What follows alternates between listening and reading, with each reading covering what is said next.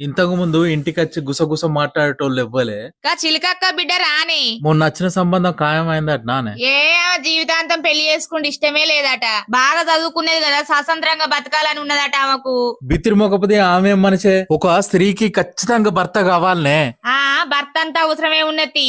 సరే ఆమె పెళ్లి కాకుంటున్నది అనుకో, జీవితంలో ఎన్నో సాధిస్తది. కానీ కొన్ని కారణాల వల్ల ఏదో ఒక్క విషయంలో ఆమె కోరుకున్నట్టు జరగక ఏదో ఒక్క తప్పు జరిగిందనుకో, కొన్నిసార్లు విఫలమైతే, కొన్నిసార్లు ఆమె ప్రణాళిక గిట్లా ఫలించకపోతే, కొన్నిసార్లు ఆమె కోరికలు నెరవేరకపోతే, అప్పుడు ఆమె ఎవరి మీద నింద పెడుతుంది, నువ్వు చేయబట్టే గిట్లా అయిందని. వాళ్ళ అమ్మా నాన్నని నిందిస్తది. వాళ్ళ అమ్మ నాన్న ఊకుంటారానే? పెళ్లి చేసుకో అంటే చేసుకోకుంటుండి అంతలా మమ్మల్ని నిందిస్తానవా అని అన్నరా?